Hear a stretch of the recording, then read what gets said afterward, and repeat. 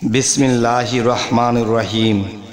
হে সমস্ত জগতবাসী, আজ আমি শামীম আলী চিশতি যে আলোচনাটি নিয়ে হাজির হলাম, সেই আলোচনাটি যদি কোনো প্রেমিক ব্যক্তি, যদি কোনো জ্ঞানী ব্যক্তি, কোনো ভাবুক ব্যক্তি এই আলোচনাটি শুনে, আমি আশা করব সেই ব্যক্তিটি আরও প্রেমিক হয়ে যাবে, আরও চোখের জল ঝরতে থাকবে। আর এমনই চোখের জল ঝরবে যে পৃথিবীতে যে মানুষটি অনেক পাপ করেছে, তার সেই পাপের যে কিছু বিষয়, যে মানুষ নিজেকে যখন ভাবতে শুরু করে জীবনে কতই না পাপ করেছি, হে আল্লাহ কি করে এর ক্ষমা পাবো, তখন আপনার সেই চোখের পানিতে আপনার সেই আস্তে আস্তে সেই পাপগুলো ধুয়ে মুছে যাবে। এই জন্য বলছি, আজকের আলোচনাটি একটু গুরুত্বপূর্ণভাবে শুনবেন। দেখুন, আমরা কিন্তু পৃথিবীতে দেখতেছি মানুষ আল্লাহর ইবাদত করতেছে, মানুষ আল্লাহকে ডাকতেছে, আল্লাহর জন্য কাঁদতেছে, এটুকুই কিন্তু আমরা দেখে থাকি, বুঝে থাকি। কিন্তু দেখেন, আমি আমার নিজ থেকে আগে বলবো, পরে কোরআন দিয়ে আমি সাক্ষ্য দেব ইনশাল্লাহ, যে গাছে কান্দে, মাছে কান্দে, আর কান্দে সারা মাখলুকাত। কার জন্য কান্দে? আল্লাহর জন্য না, একমাত্র মুহাম্মদ সাল্লাল্লাহু আলাইহি ওয়াসাল্লাম তিনির জন্যই কান্দে। এখন দেখেন, মানুষ আত্মার মুক্তি চাইলে আত্মার মুক্তি কে দেবে? আল্লাহ দেবে? না। এই মুক্তির পথ বা এই মুক্তি পেতে হলে আগে কার কাছ থেকে মুক্তি নিতে হবে? যে আল্লাহ একা একেশ্বরে ছিলেন, পৃথিবীর কোনো কিছুই যখন ছিল না, আল্লাহ কিন্তু এই সমস্ত বিশ্ব ব্রহ্মাণ্ড সৃষ্টি করেছেন। আগুন, পানি, বাতাস, মাটি, আকাশ, জমিন, পাতাল, সমস্ত কিছু সৃষ্টি করেছেন আল্লাহ। কাকে দিয়ে? মুহাম্মদ সাল্লাল্লাহু আলাইহি সাল্লামকে দিয়ে। আল্লাহ কি বলেছে? আমি যদি আমার মুহাম্মদকে সৃষ্টি না করতাম, তাহলে এই জগৎ কোনো কিছুই সৃষ্টি করতাম না। আমরা কিন্তু তার কাছে ঋণী। এখন আমি যদি পৃথিবীতে কারো কাছে ঋণী হই, অন্য কারো কাছে ক্ষমা চাইলে কিন্তু আমার ঋণের মুক্তি হবে না। আমার ঋণের মুক্তি ঘটাতে হলে কি করতে হবে? আমি যার কাছে ঋণ করেছি তার কাছ থেকে আমার সেই ঋণের মুক্তি নিতে হবে। তাহলে সেই ঋণের মুক্ত যদি আমি হতে না পারি, এই মুক্তটুকু না হতে পারলে আল্লাহ আমাকে মুক্তি দিবে না। আচ্ছা, তাহলে আমরা যার কাছে ঋণী হয়ে আছি, সমস্ত প্রকৃতি সুন্দর, আর এই প্রকৃতি কি? এই প্রকৃতি কার কাছ থেকে এসেছে? কাকে দিয়ে তৈরি করেছে? মুহাম্মদ সাল্লাল্লাহু আলাইহি সাল্লাম থেকেই হয়েছে। আল্লাহর নূরে মুহাম্মদী নূর সৃষ্টি হয়েছে, আর সেই মুহাম্মদী নূরে সারা জাহান সৃষ্টি হয়েছে। তাহলে তার মধ্যে একটা জিনিস আল্লাহ দিয়েছে, সেটা কি? মায়া শক্তি। মুহাম্মদ লিখতে যদি প্রথম ম হয়, আর ম দিয়ে কিন্তু মা হয়, আর সেই ম দিয়ে কিন্তু মায়া হয়। যত মায়া মহব্বত আল্লাহ তার মধ্যে দিয়ে রেখেছে। তাই তো প্রমাণ করে দিলেন, পৃথিবীতে তিনি আসার আগেও উম্মতি করে কেঁদেছে, আসার পরেও যতদিন তিনি দেহ নিয়ে বেঁচে ছিলেন, ততদিন উম্মতি হাবলি, উম্মতি করে কেঁদেছেন। কারণ আল্লাহর যে মায়া শক্তি ছিল, সেটা কিন্তু মুহাম্মদের মধ্যে চলে এলো। আর সেই মুহাম্মদের মধ্যে যখন মায়া শক্তি এসে গেছে, তখন পৃথিবীর সমস্ত প্রাণী, সমস্ত মানুষ, সমস্ত প্রাণী জগৎ, এদের জন্যেই তিনি কাঁদতেন। বিশেষ করে উম্মতি বলে কাঁদতেন, যারা পৃথিবীতে মানব জন্মে এসে গেছে।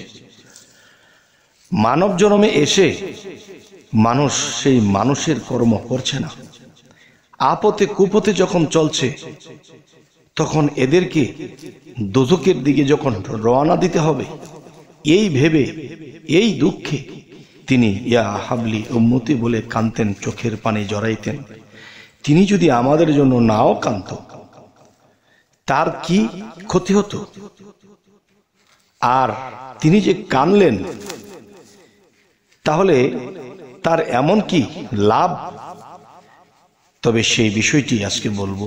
দেখুন, যে আল্লাহ যদি বলে আমার থেকে মোহাম্মদী নূর সৃষ্টি হয়েছে, আর মোহাম্মদী নূরে সারা জাহান সৃষ্টি হয়েছে, তাহলে সারা জাহানের মধ্যে কিন্তু আপনি আছি, আমি আছি, আপনি আছেন। তাহলে আমার মতো লক্ষ কোটি, আপনার মতো লক্ষ কোটি কোটি আছে। এগুলা কার থেকে এসেছে? মুহাম্মদ সাল্লাল্লাহু আলাইহি সাল্লাম তার নূর থেকেই পয়দা হয়েছে। তাহলে তার নূর যদি হয়ে থাকে, তাহলে মুহাম্মদ সাল্লাল্লাহু আলাইহি সাল্লামের অংশ, এই অংশকে তিনি কি ফেলে চলে যেতে চাবে? এখন একটি কথা দেখেন, একটা মায়ের যদি একটি সন্তান থাকে, একটি সন্তানের প্রতি যতটুকু মায়া, যদি 100 সন্তান থাকে, আর 100 সন্তানের মধ্যে যদি খারাপ খারাপ সন্তানও থাকে, তাদের জন্য কিন্তু একই মায়া। বরঞ্চ খারাপ যারা বোঝে না, উল্টাপাল্টা চলেছে, পাপ করেছে, তাদের জন্য কিন্তু আরো বেশি মায়া করে। হায় রে, আমার সন্তানগুলো তো দোজখে চলে যাবে, আমার সন্তানের তো সাজা হবে। তখন সেই মা এটা কিন্তু বলতে পারতো, আমার ভালো ভালো সন্তান আছে, এরা জান্নাতবাসী হবে, এরা ভালো থাকবে, আর যেগুলো খারাপ হয়েছে চলে যাবে, যেদিকে সেদিকে চলে যাবে। একজন মায়াময়ী মা কিন্তু এটা কখনোই চায় না, তার খারাপ সন্তানটাও যেন জান্নাতবাসী হয়, আল্লাহর পথের পথিক হয়, এটা চায়। তাহলে একটা সন্তান কিন্তু মায়ের অংশ থেকে পৃথিবীতে নার ছেড়ে জন্ম নিয়েছিল। ঠিক সেই মোহাম্মদী নূর খণ্ড বিখণ্ড থেকে এই সমস্ত সৃষ্টি জগৎ সৃষ্টি হয়েছে, সমস্ত মানুষ, সমস্ত উম্মত সেখান থেকেই সৃষ্টি হয়েছে, জন্ম হয়ে এসেছে। এখন এই নূরের অংশ যদি সাজাপ্রাপ্ত হয়, এই নূরের অংশ যদি দোজখের দিকে রওনা দেয়, তখন সেই মায়াময়ী মুহাম্মদ সাল্লাল্লাহু আলাইহি ওয়াসাল্লাম তিনি কি এদেরকে ফেলে তিনি কি জান্নাতে যাবে? তিনি কাউকে ফেলে যেতে চায় না। তাই তিনি চোখের জলে থেকেছেন যতদিন বেঁচেছেন। এখন তিনি পৃথিবী ছেড়ে, দেহ ছেড়ে চলে গেছেন। এখনো কিন্তু তিনি রুহানি জগতে বসে সেই হাবলি উম্মতি করে কাঁদছে। হে সমস্ত জগতবাসী, যদি মুহাম্মদ সাল্লাল্লাহু আলাইহি ওয়াসাল্লাম তিনি যদি আপনাকে ক্ষমা না করেন এবং তিনি যদি আপনার উপরে সন্তুষ্ট না হন, তাহলে আল্লাহ কিন্তু আপনার প্রতি সন্তুষ্ট হবে না। যত ইবাদত করেন, যত ত্যাগী হন, যতই কিছু করুন, যতই সাধনা করুন, যদি তিনি মুহাম্মদ সাল্লাল্লাহু আলাইহি ওয়াসাল্লাম আমাদের উপরে সন্তুষ্ট না হন, তাহলে আমাদের কিন্তু কোনো কুল দিক হবে না, আত্মার মুক্তি হবে না, জন্ম জন্মান্তরেই ঘটতে হবে।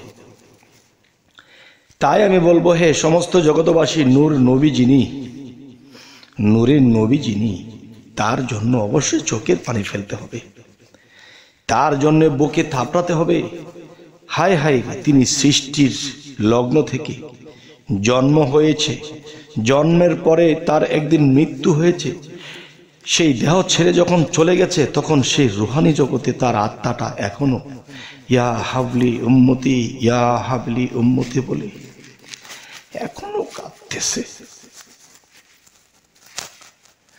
হে সমস্ত জগতবাসী, আজ আমি শামীম আলী চিশতি আপনাদের সামনে আজকের এই কথাগুলো কেন বললাম, বলার উদ্দেশ্য, মূল বিষয়গুলো দেখুন।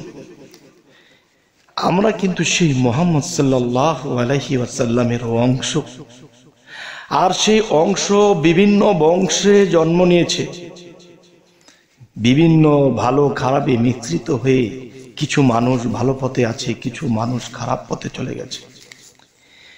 এদের জন্য কে শাফায়াত করবে? একমাত্র তিনি। তাহলে তিনির জন্য কি আমরা নিয়মিত স্মরণ করি? আমরা মোহাম্মদ নামের, রাসূল নামের দরুদ কি পাঠ করি? আমরা কি তাকে স্মরণ করি? আমরা পৃথিবীর সম্পদ, পৃথিবীর টাকা, পৃথিবীর আভিজাত্যের মধ্যে ডুবে আছি, কিন্তু তিনি দেখতেছে আমাদের সম্পদ বিপদে লাগাচ্ছি, খারাপ পথে লাগাচ্ছি, খারাপের ইনকাম করছি, সুখে থাকতেছি, কিন্তু তিনি কিন্তু এমনই অবস্থায় আমাদেরকে স্মরণ করছে, আমাদের কথা ভেবে তার চোখে পানি ঝরাচ্ছে। আমরা কি তার কথা স্মরণ করি? আমরা কি নবীর দুরূদ পাঠ করি? তিনি যদি সন্তুষ্ট না হয় তাহলে আমাদের জীবনের সমস্ত ইবাদত বরবাদ হয়ে যাবে, আর আল্লাহ পর্যন্ত তো পৌঁছাইতে পারবোই না, আর আল্লাহ আমাদেরকে দেখবেও না, চিনবেও না। তাহলে আমাদের কি করতে হবে? আল্লাহর ইবাদতের পাশাপাশি আমরা অবশ্যই হযরত মুহাম্মদ সাল্লাল্লাহু আলাইহি সাল্লাম, যিনি রাসূল, তাকে আমরা সর্বসময়ই স্মরণ করতে হবে, ভালোবাসতে হবে, আমাদের চোখের পানি ঝরাতে হবে। তখনই আমরা একজন পবিত্র মানুষ হতে পারবো। যখন আপনি মুহাম্মদ সাল্লাল্লাহু আলাইহি সাল্লামের দুরূদ পাঠ করবেন, আর তখনই দেখবেন আপনার শরীরটা যখন লোমগুলো শিহরিয়ে উঠছে, তখনই বুঝবেন যে হ্যাঁ, আপনার এই আকুতি মিনতি সেই রাসূল পর্যন্ত পৌঁছাইতেছে, আর রাসূল পর্যন্ত যদি পৌঁছে যায় তাহলে আল্লাহ পর্যন্ত পৌঁছে যাচ্ছে। হে সমস্ত জগতবাসী, অনেক শরীয়তের লোক আছে, আমরা তরিকতের জগতে আছি, আমাদেরকে ভালো চোখে দেখে না। দেখেন, মূলত পৃথিবীতে মানুষ শরীয়তের ইবাদত করতেছে ঠিকই, কিন্তু অনেক কিছুতেই ভুল রয়ে গেছে, আর সেই ভুলটাকে সঠিক মনে করে করছে, কিন্তু এখানে ভুল রয়ে গেছে। তো এই ভুল থেকে আমাদের উঠে আসতে হলে অবশ্যই হযরত মুহাম্মদ সাল্লাল্লাহু আলাইহি সাল্লামকে স্মরণ করতে হবে, এবং তিনি আমাদেরকে সাহায্য করবেন। আমরা যদি তার দিকে অগ্রসর হই, তিনিও আমাদের দিকে অগ্রসর হবে, আর তিনি যদি অগ্রসর হয় তাহলে আল্লাহ আমাদের দিকে অগ্রসর হবে। তবে এই ভবের যন্ত্রণা, এই ভবের যা কিছু জ্বালা যন্ত্রণা, যাই কিছু আছে, সমস্ত কিছু থেকে আমরা মুক্ত হয়ে যেতে পারব। হে সমস্ত জগতবাসী, আজ আমি শামীম আলী চিশতি আপনাদের সামনে এই কথাগুলো বলেছি।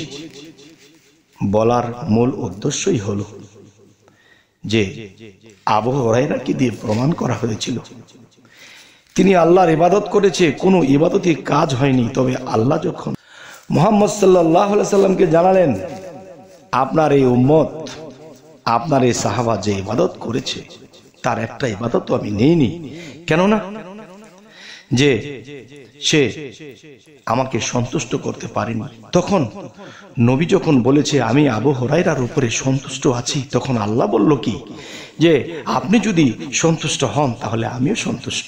সুবহানাল্লাহ। তাহলে রাসূলের খুশিতেই আল্লাহ খুশি।